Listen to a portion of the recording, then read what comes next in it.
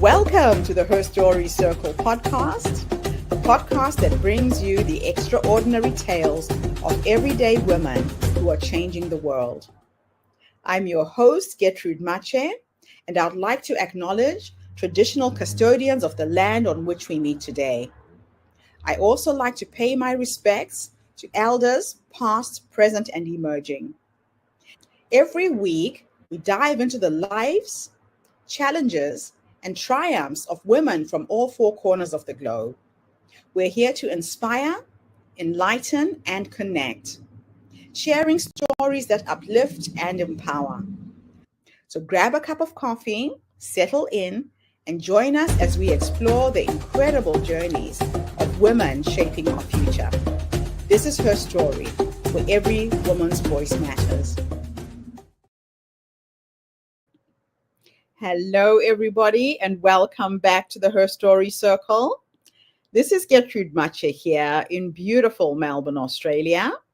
And today I am graced with the presence of yet another fascinating woman. Welcome, welcome, welcome to our tribe.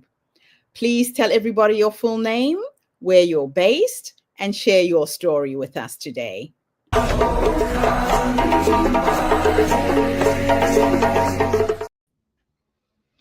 Hello, Gertrude, and thank you so much for inviting me into this space with you today. My name is Michele Paradise. I'm a 1L Michele, which confuses everybody. And I am an American. However, I am at the moment living in London, England. I'm originally from Baltimore, Maryland, which I'm very proud of. But various things have brought me to this space. One of them is that I married an Englishman, which is part of my story. So I was born in Baltimore, and I had what seemingly looked like a really good childhood. And whatever I'm about to say about my childhood and my experience in life is not in any way to blame my parents, because my parents did the best they could with the knowledge and the information they had at that time. However, as I'm now a trauma therapist, I've realized that no two children are born into the same family. So my brother and I were born into very different families, and we had very different experiences. And I also realized that every person that is born has three needs: to be seen, to be heard, to be validated. And our biggest fear is rejection and abandonment, which is very much was my experience. And for whatever reason, and there can be all kinds of reasons, socioeconomic, physical health, mental health issues, my parents didn't meet my needs in the way that I needed them emotionally. And I now understand that that was a direct result of their trauma, their childhood developmental trauma.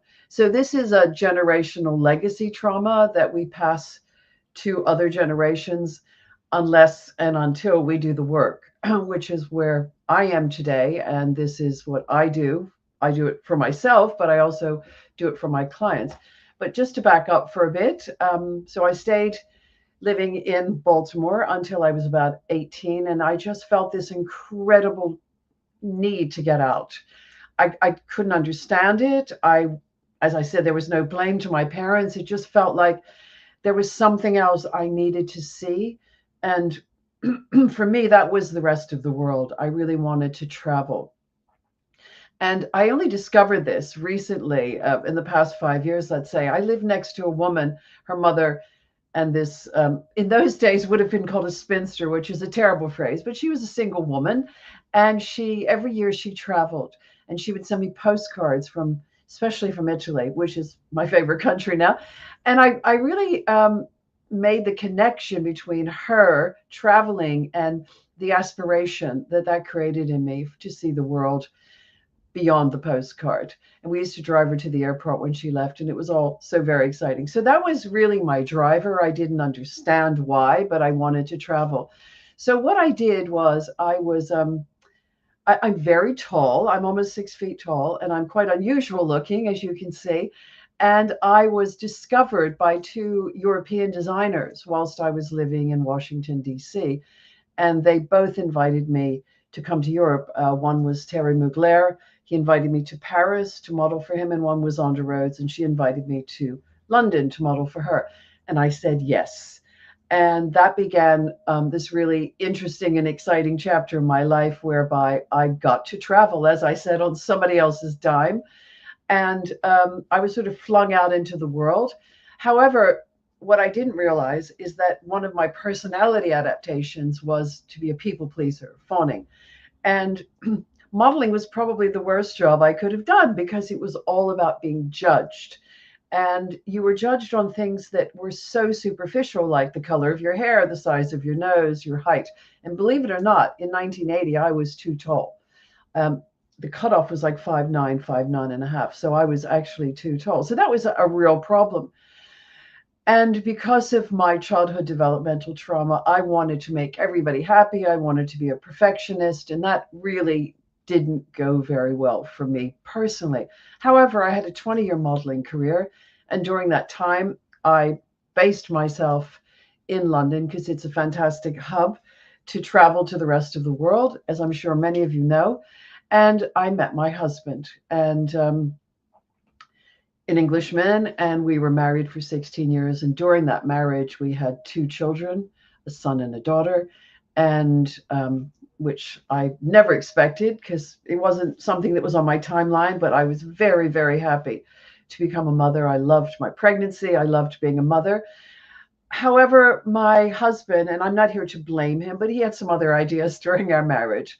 So he had affairs and he had other children outside of our marriage, which I didn't know about. And I found out in very strange ways. It was never really told to me. That's a whole story. I don't think we can do that in 10 minutes, but I found out through friends who had seen him, and I found out through, just the most peculiar ways. Um, so peculiar that I've been asked to write a book about it, which is called I Married My Father. And so many of us do marry our father, and that can be a good thing, really upstanding person, lots of love, lots of connection, which is what we need. We need that really strong, secure connection when we are born.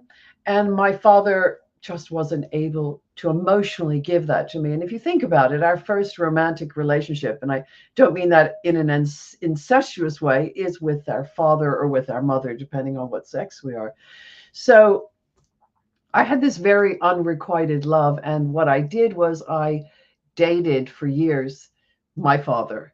They had a different name, a different face, a different job, but they were really all my father's energy and personality. And what I came to realize is that I was really trying to redeem that relationship to make it right, to have sort of a Hollywood rom-com ending instead of a Hollywood disaster film ending. And that didn't go very well. So after my marriage fell apart, I divorced my husband and pretty much raised my children on my own. And during that time, I realized how wounded I was. In fact, I had a therapist at the time, and she said to me, who's the common denominator in all of the relationships that you've been in that haven't gone well? And I said, well, that I guess that would be me. And she brought my full attention to the fact that I needed to do my own work, to do my own healing. And that's when I started really working with my inner self and learning more about it. And that changed my career completely. I pivoted and decided to learn more about the therapeutic space and healing. And 21 years later, here I am. I'm a trauma-informed therapist of several modalities. And most recently, I met Dr. Gabor Mate in 2018 at an event where he was speaking, and I was immediately taken by his, he just made so much sense of the things that didn't make any sense to me. And he removed blame and shame as much as somebody can, of realizing that our parents aren't at fault. It's just that they bring their own, as I said earlier, their own trauma, unhealed, unresolved, into our relationship with them. And I was really becoming aware that I needed to break the link in the chain that was my genealogy. And I then went on his course. I'm one of his trainees. That was in 2019. And before that, I trained as a hypnotherapist and in lots of other modalities, havening techniques. And Dr. Mate also introduced us to the work of Dr. Richard Schwartz, which is called IFS, Internal Family Systems, which blends beautifully with Dr. Mate's technique, which is called compassionate inquiry. Along the way, I realized, as so many people do retrospectively, that my father and my ex-husband were demonstrating a lot of narcissistic personality style. And I'm not here to label, because I don't think labeling a person is helpful and people then begin to live to labels.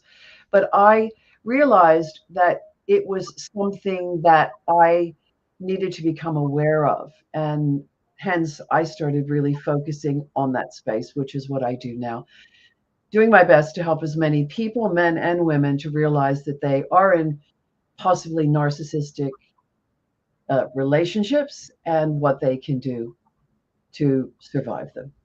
Hmm. Wow, what a journey you've been on. Unfortunately, this is a story that we hear from so many women, especially when relationships break down, understanding narcissistic behavior, and they seem to know how to pick their victims. Mhm. So let's go back to the people pleasing and what impact it had on you and what it actually meant. So, what was the moment that you first realized that people pleasing wasn't kindness, it was a survival strategy, or was it a survival strategy? Great question. Absolutely, 100%. It's a personality adaptation that, and it's so beautiful, if I may say for a moment, that little children figure this out. They figure out how to survive. They have no words for it. Don't have the ability to process it. It's just so instinctive, our need to survive. So, narcissistic personality style is actually a survival strategy as well, but that you didn't ask me the question about that, so I'll respond to the people pleasing one. Um, it's in the business of psychology, it is called fawning. It's one of the trauma responses. So there's fight, flight, freeze, and fawn. And fawning is what we call people pleasing. It's fantastic when you're a child, but it becomes maladaptive when you become an adult. And that's really what I was experiencing. So when I do presentations now, I say, "Hi, I'm Michelle, and I'm a recovering people pleaser," because you can recover from it, but as in any healing, you have to have awareness of it. Mhm. Then you can begin to accept, which sometimes is radical acceptance. So what I did was I learned somehow, I figured out that in order to survive in my family, I needed to be the good girl, the nice girl, the quiet girl.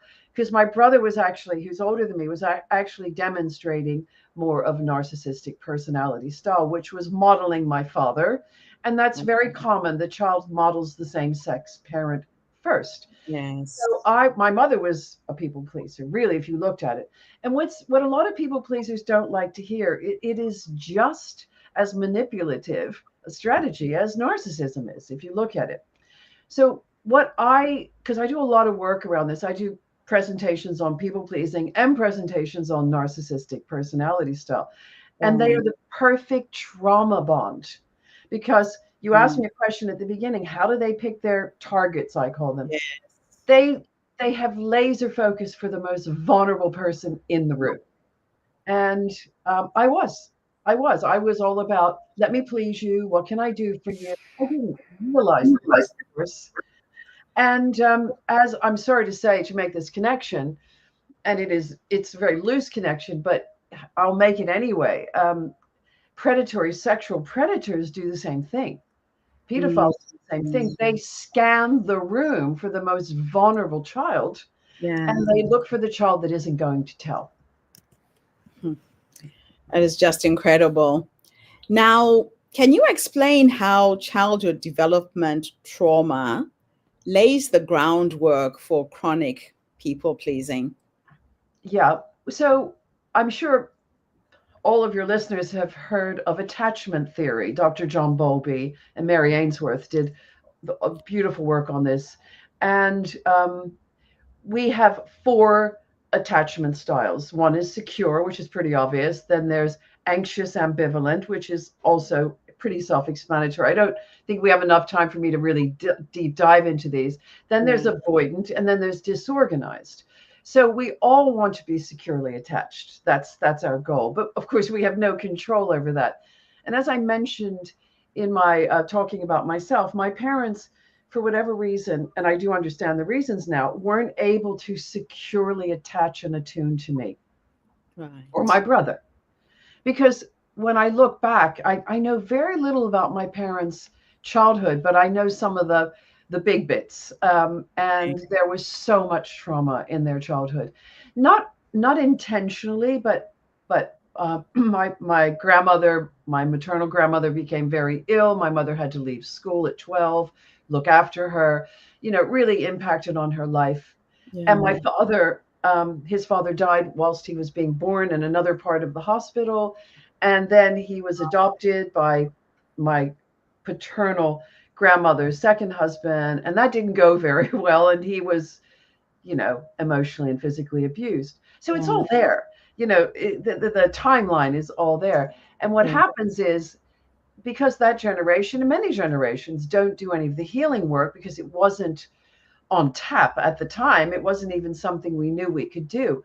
They weren't able to attach to me in the way that I needed. And I'm also, it's important for me to say, I'm also an HSP, which is a highly sensitive person. And about 20% of the population are highly sensitive people.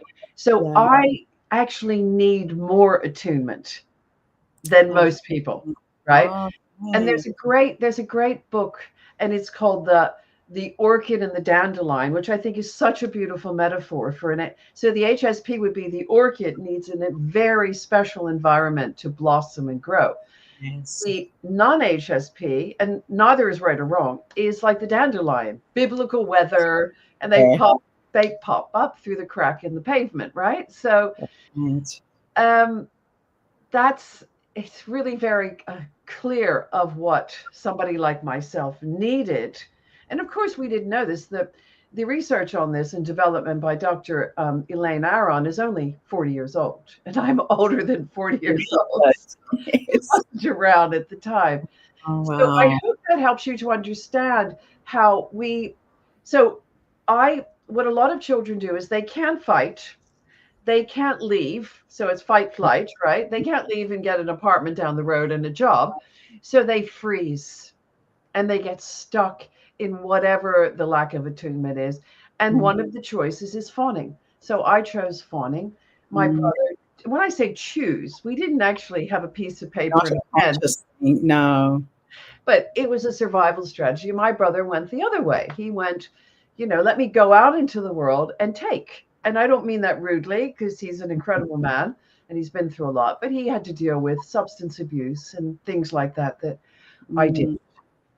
So, your memoir's title, I Married My Father, is bold, shocking, and deeply symbolic. Why does that phrase truly mean to you? And when did you first realize that your marriage was mirroring your childhood patterns?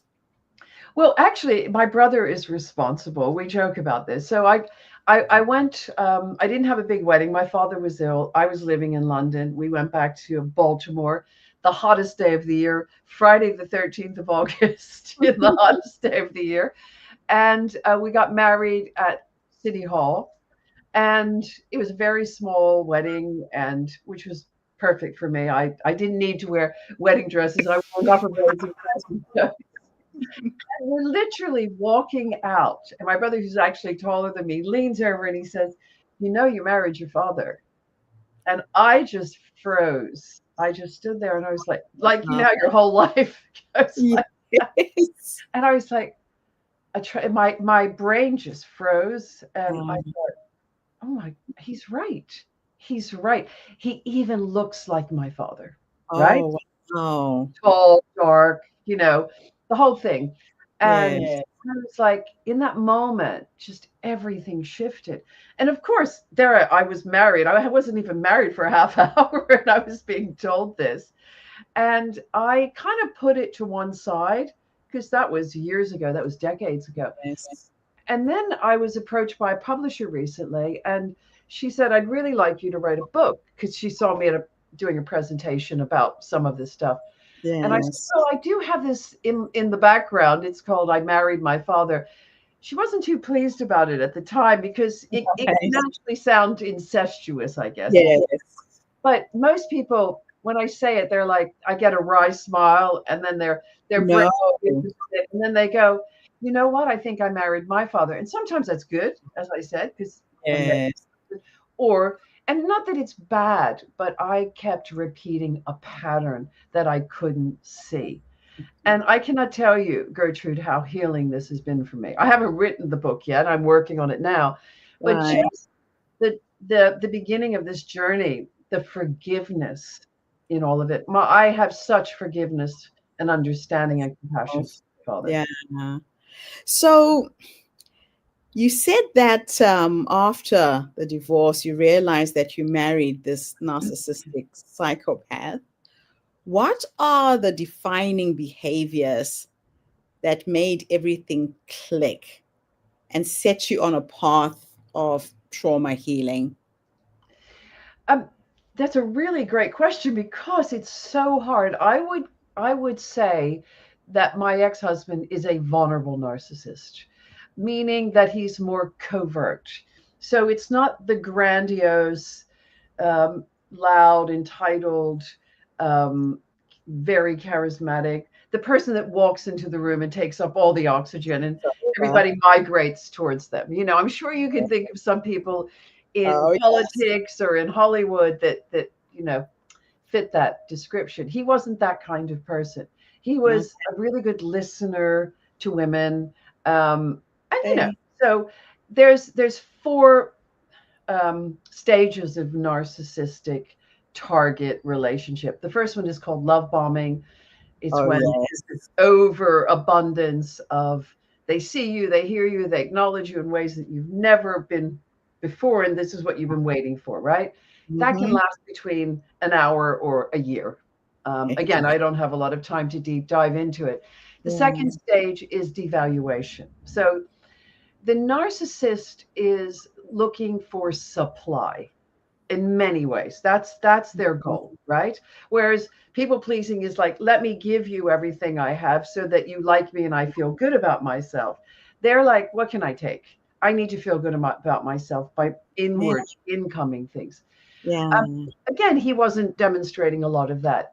And so but there was a lot of devaluation, which was very subtle.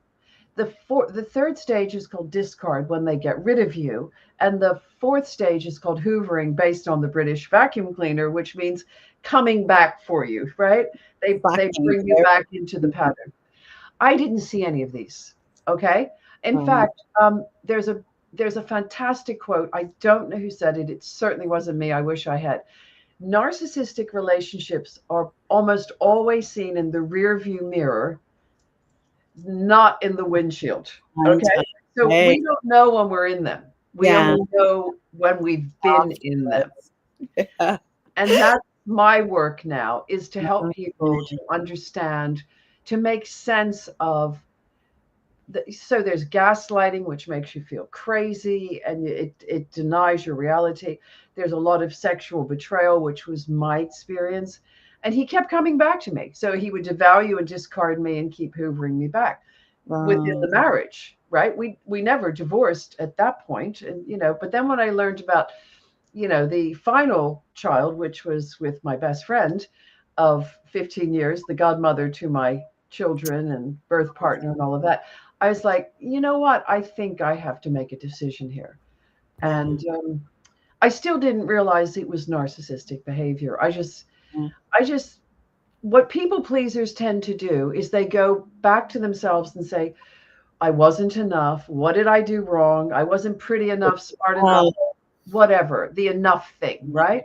And just to say that the narcissistic personality style is doing the same thing in a different way.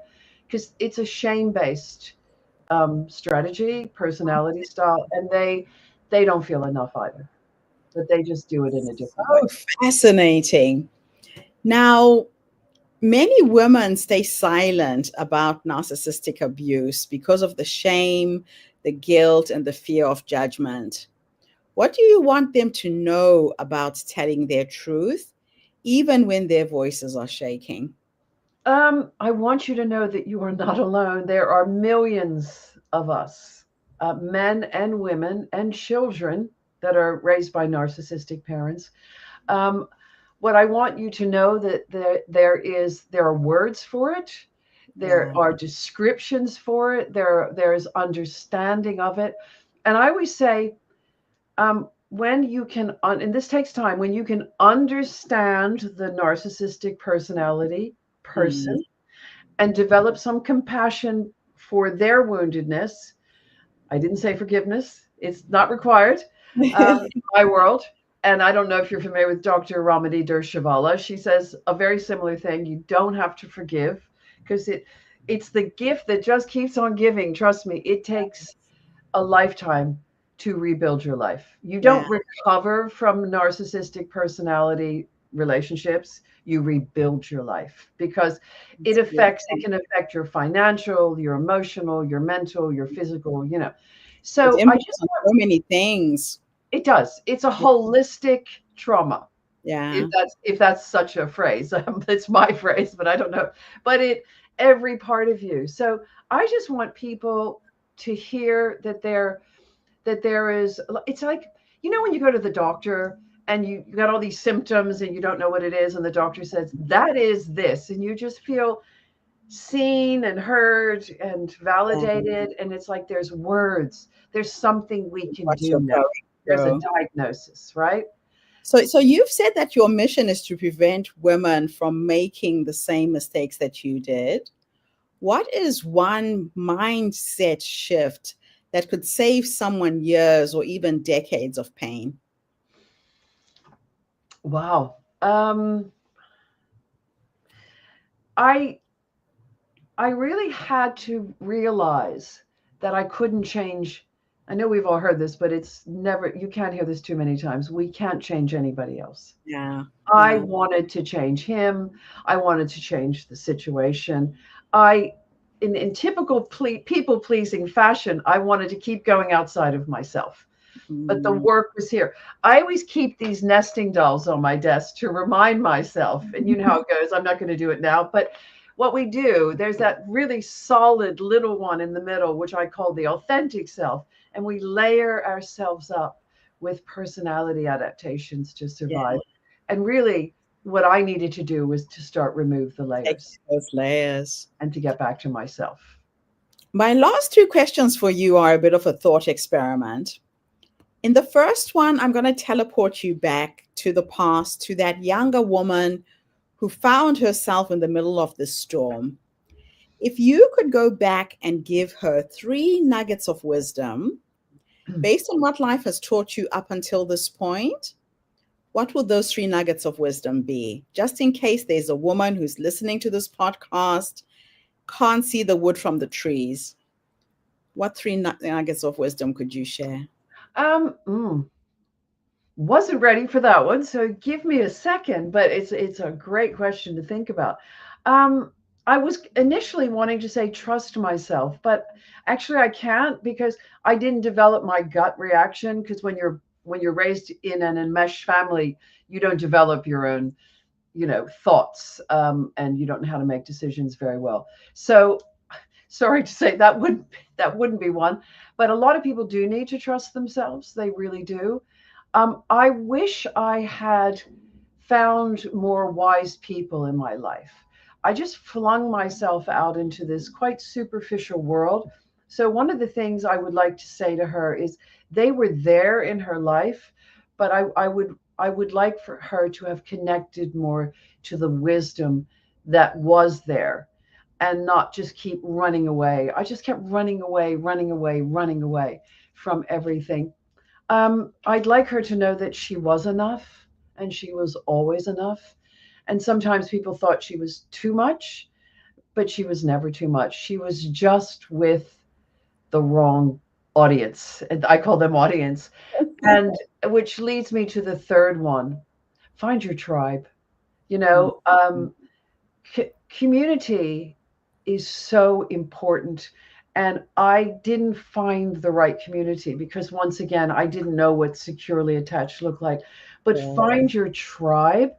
And um, we are mammals. We're not reptiles. Reptiles used to lay eggs and leave. Yeah. Mammals lay eggs and stay. So we are hardwired for community and connection.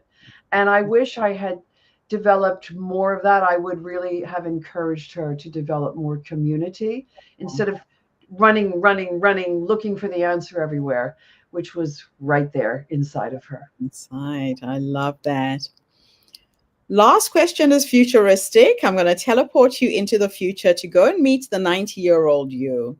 Oh, I She should be is so lucky. she's sitting in her rocking chair, or with science and technology, you might still be on your feet on a dance floor somewhere.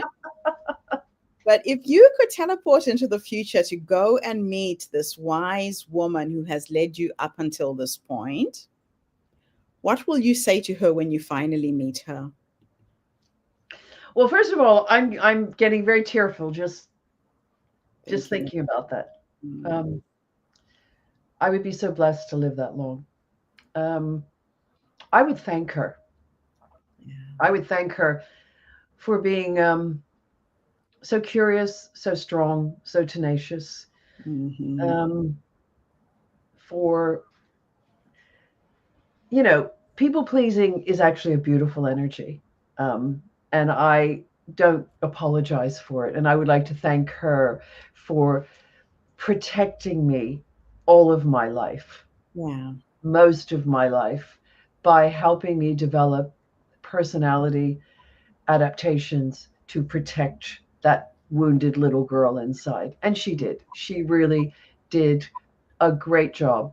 They all did. All the parts of me that are in that 90-year-old woman Wow. really, really looked after me and protected me. And I would just really like to thank her for having the strength and the curiosity and the tenacity and the love to do that for 9 decades.